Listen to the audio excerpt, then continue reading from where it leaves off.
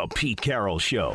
The first word from the Seahawks head coach every Monday at 9:30 with Mike Salk. Brought to you by Pizza Hut on 710 ESPN Seattle. Good morning, Coach Carroll. Thanks for being with us this morning. Oh, hold on. We're not hearing you. Hold on a second. Hello. Hold on. We might need to use a different mic there, NASA. Hold on. There we go. Coach, we got you? Hello. No, hold on. That's not the right one. Still not here. Okay, we're working on it. Hold on. We do have the coach, I promise. We actually switched mics during the break because one was quiet, and I thought we had it. Weird. Yeah, it sounds like it's a different one in the room. How about now? Hello, how about now? There we go. All right. Oh, there boy. we go. Good morning, lucky. Coach. Yes, exactly. Good morning. Lucky you.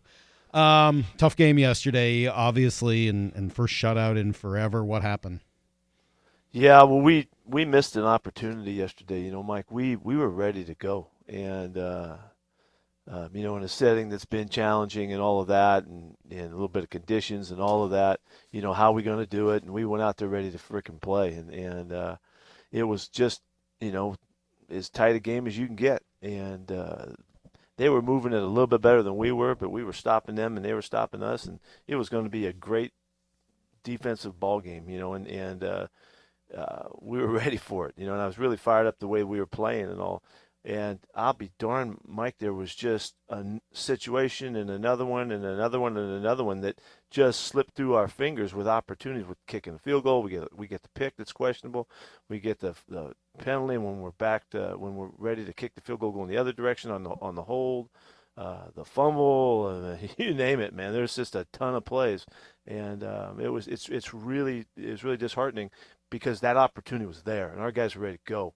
And we weren't able to get it done, and they were, and so we always will give them credit, and it was a nice win for them, of course. But man, that was a chance for us at a really big moment to take advantage of something. Yeah, I don't hear. It's not a phrase I remember hearing you say often. Missed opportunity. So when I hear you say it, what exactly do you mean by that? Well, we had a chance to win that game yesterday. We were going to win that game, and we had a chance to do that, and it was going to be all the way down to the wire and all of that, and see what happens. And there was just too many situations that went by, and we lost really advantages that we could have had. You know, when we throw the ball, Russ throws the interception in the end zone. You know, I don't know. I see the ball on the ground. You know. Yeah, I did too. Guys got to finish the catch, and I don't know why. And I don't know why that was looked at in that manner. You know, and they called it, they saw it, and all that. But that's points on the board. You know, Russ took a chance right there, and it didn't work out for us. We're right down there to kick a field goal, and so that's one in particular. There was just a number of things that happened in this game that I thought were really odd, and we really put ourselves behind the eight ball and couldn't get the game won. Yeah, you had the fumble, obviously. So they ruled that simultaneous possession. Is that essentially the same call as the Fail Mary, the Golden Tate catch? No, it isn't, because they didn't both have the equal opportunity on the ball. Darrell was laying on top of the football, and the quarterback was reaching underneath him. You know, and Darrell had it from the moment that ball's on the ground. He got his chest on the ball and laying on it. The one that happened in that game, those guys were chest to chest, and the ball goes to the team who had possession, and that's what the goes to the offense thing. Well, it goes to the defense if the defense had possession. But that situation was, I don't know how they look at it. He's laying on the ground, and the guy's reaching underneath him, and they gave it to the offense, and that's a big play. God, that's such a big play in the game. It seemed like one of those games where even when you got a call, it ended up hurting you. Right? Like it looked like maybe there should have been a delay of game called on the first interception. It's not, and then unfortunately, it ends up being an interception on that play. Yeah. Yeah, it's just stuff, you know, Mike. It was just an amazing game because there were so many intricate. I mean, just look at the very first chance when Russ scrambles for a first down, you know, and there's a fellow hurt on the play, and so time passes, and we got a first down, and we were in the huddle. We break the huddle. We're at the line of scrimmage. We're ready to go, and they stop the game and reverse that play. Well, the way we understand it, that the booth has like 20 seconds to make those decisions to overturn a call that might have been wrong on the field. But they had minutes and minutes and minutes. I don't know. Did they open up the span of time to look at it? I don't know. I don't know how that happened. But so I got some gripes about this. But it's. We still had the opportunities. You stack them up with plenty of chances, and we just didn't take advantage of it. How did Russ look in the game compared to how he looked in practice? Really similar. He was confident, felt good. You know, you could tell in practice that he had to get warmed up. and once he did, he was fine. And he was plenty warm going in the game and all that. As you look at the game, he wasn't as sharp as we wish he would have been. But neither was the other guy. Everybody missed passes and stuff. So there were some conditions and stuff that does play into that. But I know everybody wants to go ahead and chase this whole thing about, Russell wasn't ready to play. He was ready to go, and he did everything he needed to get that done. And it didn't come out as clean as we needed to in a lot of areas of our football, not just him. What was it like getting him ready to play in this game, and sort of what was that process like? It was really it was watching him progress through the process, and kind of passing the stages of, well, okay, I'm okay here, I'm okay here, I'm okay here, and he realized that he was, and that started way early in the week, and it's when you think about it, it's a very condensed time frame we had. It was only 5-6 days to make make the declaration, but early on you could see that he had a chance to get it done, and he got there.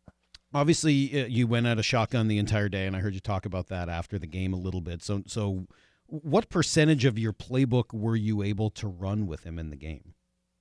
Well, most all of it, Mike. There's very few things, that we couldn't do, and or that we just decided not to do.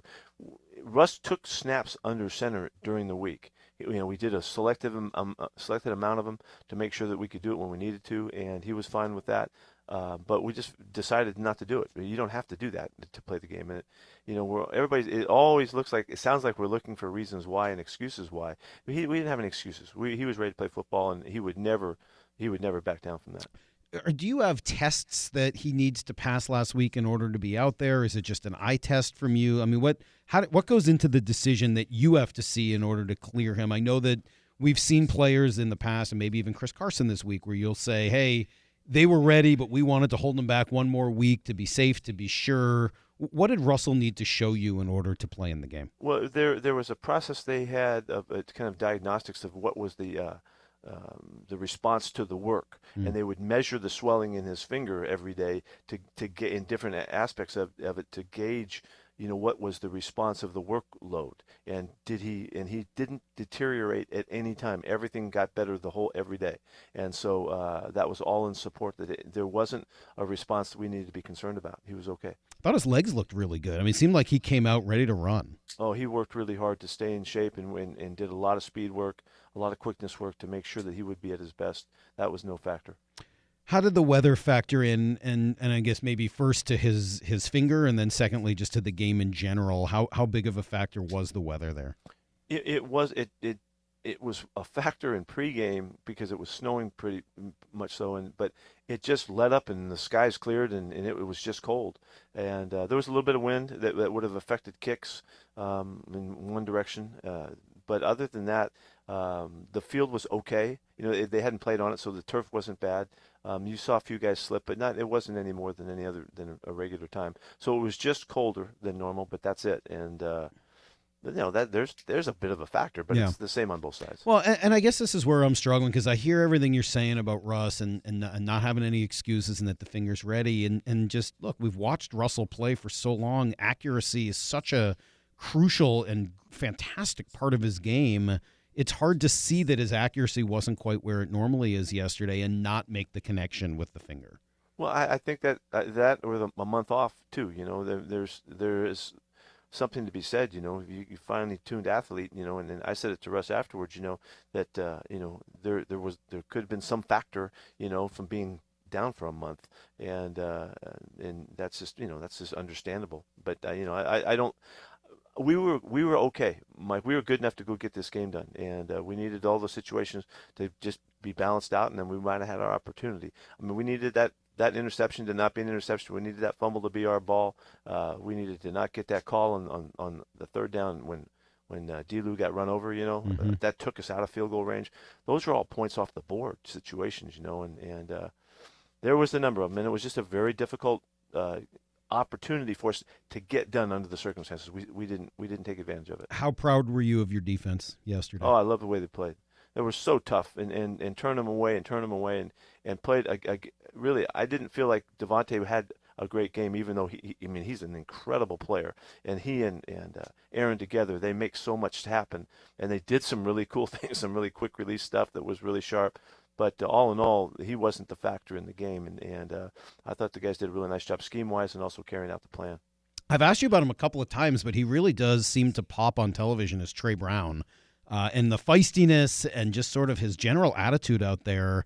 You were talking about him, I remember, in the beginning of the year when he was hurt and saying, hey, we really like this kid. And, as a fan and somebody who doesn't get to see it every day, that, it's just another guy who's sort of out there and who knows. But I can see what you were talking about. He really seems to bring an interesting spark out there. Yeah, he does, and he's making his plays down the field, too. When he's challenged deep, he's been in position a number of times already, and so there's a consistency about him and a toughness about him. And you're right, you can see it. He's feisty. He's got a real attitude that we love to add into the group, so he's doing a good job. It seems actually, just to sort of focus on that position, both of your corners, they don't look exactly like Richard Sherman and Brandon Browner, tall, lanky, sort of this Seahawks prototype corner. Is that what they have in common? Is it their feistiness and their toughness? Yeah, there's a little bit of a killer aspect to those little guys that play tough like that. They'll take the shots, they'll go for it. They've got a kind of a brashness about them that allows them to go for it. And both those guys play like that. And I've kind of, that's kind of how they overcome, maybe the size thing or whatever it is sometimes, I really like the nature of the players, and those guys are doing a good job. They're playing very well. So how has the group turned the corner in general? I mean, we saw a few weeks ago, again, historically bad in terms of yards, playing better in terms of points, but the yardage were like large chunks of yards. What's changed there? Well, explosive plays has really come way down.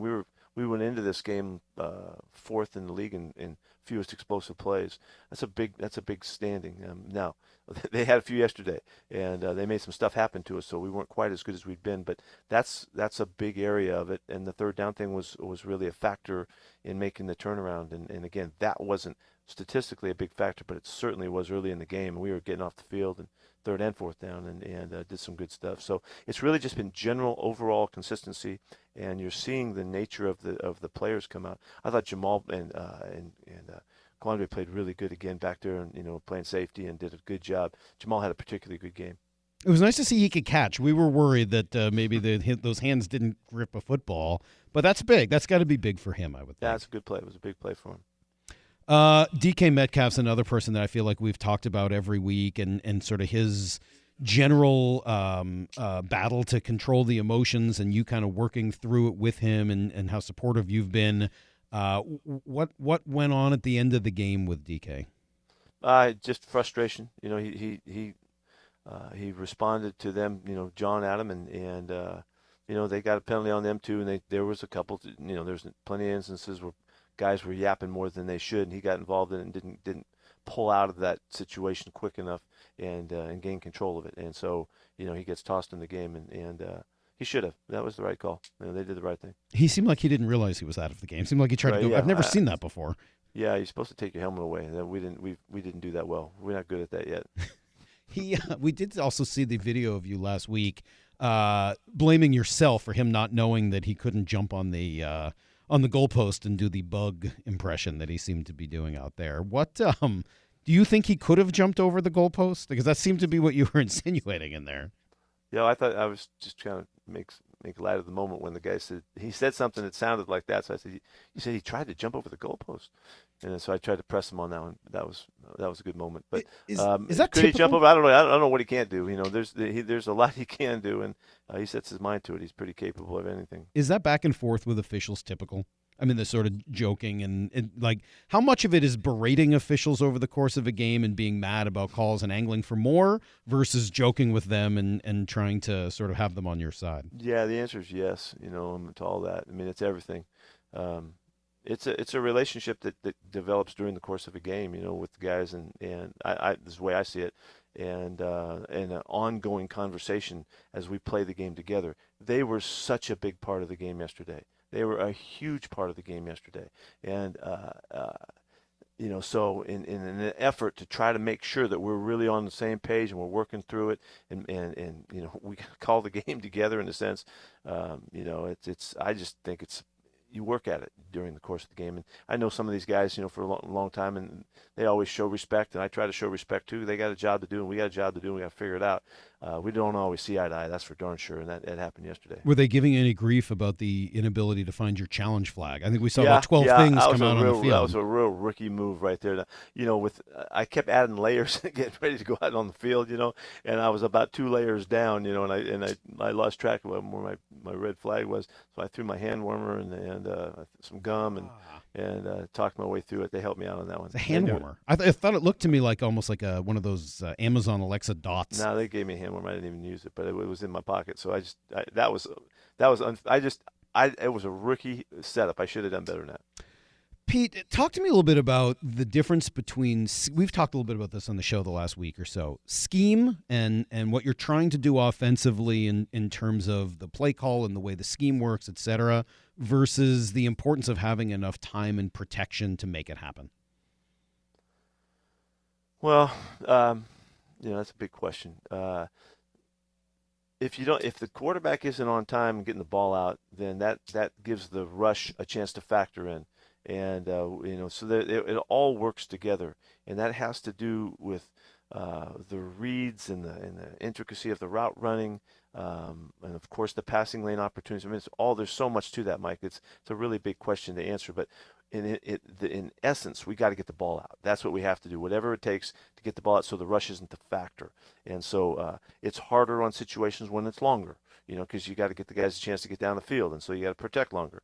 And so sometimes we double chip and we do all kinds of different things to give our guy a better op to get the ball down the field. But it's very intricately woven, and the simple factor is we got to get the ball out so the QB doesn't get hit, so that factor doesn't go in their favor. And right off the bat, they got after us a couple times, and so we were really working hard to get the ball out, and we did a little better as the game went on. How has Shane been doing, Shane Waldron, in terms of developing and instituting his new offense with this team? He's right in the midst of all of it, and whether it's the game planning part of it, the process of the week, the teaching and the planning and the prep that takes place, and then the actual calling at the game day. I mean, he's right in the middle of all of it. He's really good at what he's doing. He's really sharp and smart and on it, and he's quick to take responsibility.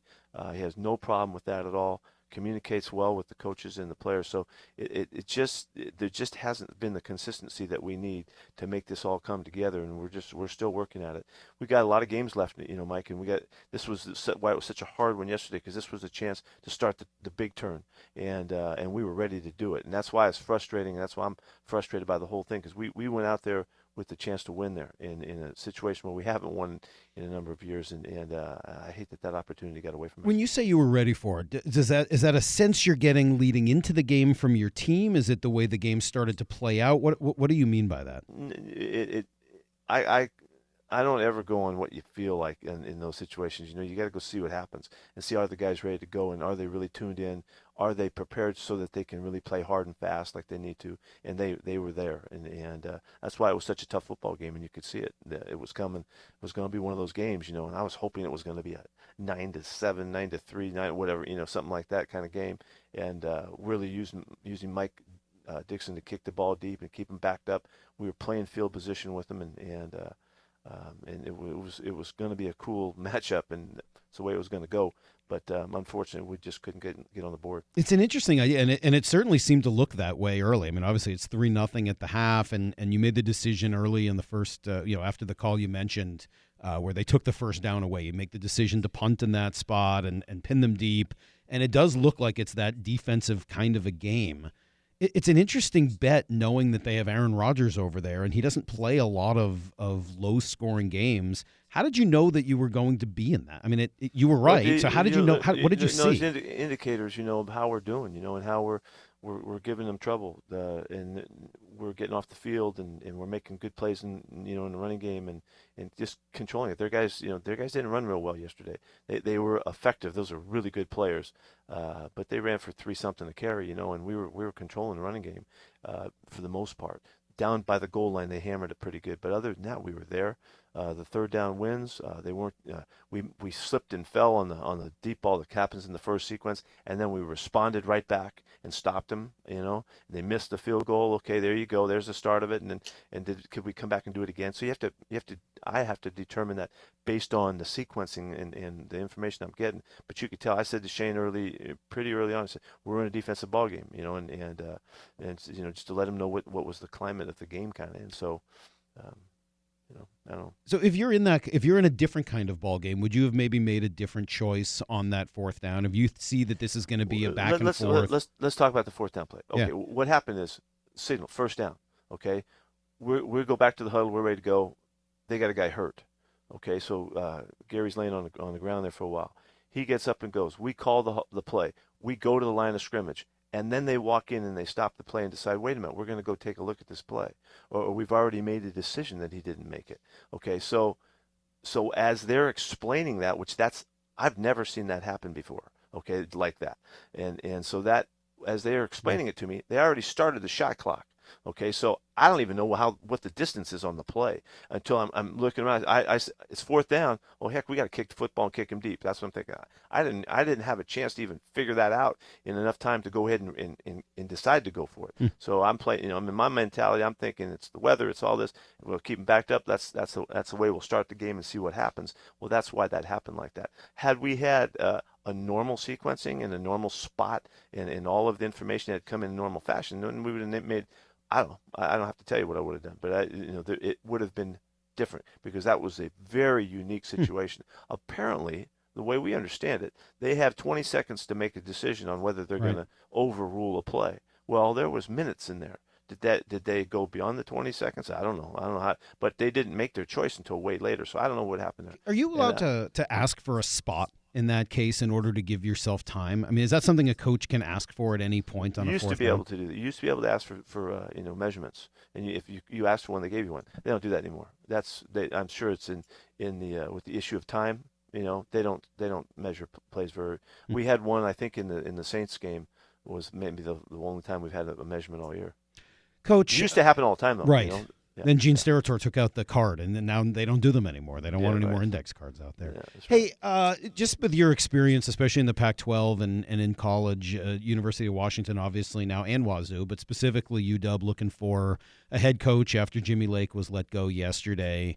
What if you are looking for someone to be a head coach at the University of Washington? What qualities, what resume are you looking for there? Oh, well, that's not my job, Mike. I know that. I get you, but what I would just say in general, I'm not talking about their situation because I don't know anything about Jimmy's situation. I don't know what happened there or anything, but you're looking for a guy that's got a plan. That has an idea of what it's got to be like and where he. A philosophy and an approach, because when you take over one of these jobs, you are challenged in so many ways, in so many issues over so many different aspects of a program. I mean, I don't even go into it, but there's so many things you're going to get, called on to make a decision on. It really helps if you know where you're coming from and you know what you feel and you know what you think, because you're going to get just swamped with stuff, and you'd like to have a real good mainline theme, which what this program is all about. And so it's it's hard to figure that out. It's really hard to hire coaches, I think, and it's really hard to hire guys that are going to run stuff and women that are going to run stuff, because you have to try to figure out who they are and what you can count on from them. And sometimes, not everybody knows all that stuff, so it's a big challenge. It's a very difficult process. Which is harder, coaching in the NFL or coaching in college? The game is harder in the NFL because the competition is so much more even. But the college game's got a lot to it. There's so much going on there that's it's just, they're different in that regard. The football part of it is really very much the same. The job part of it is way different in what, you get to sit up here in your office all off season and work on your game, as opposed to being on the road and moving around and doing all the booster stuff and all the fundraising and all the things that you have to do that calls for you to be pulled away from the coaching job. So it's a much bigger job in college than it is here. Well, Coach, we appreciate it. 7 playoff spots this year, and you guys are still in the thick of things, despite a record that in some years might not make that true. So continue good luck, and we'll talk next week. got it. We're going for it, Mike. All right. Appreciate it. There you go. There's Coach Carroll calling it a missed opportunity in the game. Thought his team played in some ways well enough to get things done, but some missed opportunities there. And pretty proud of the defense. Pretty proud of the defense.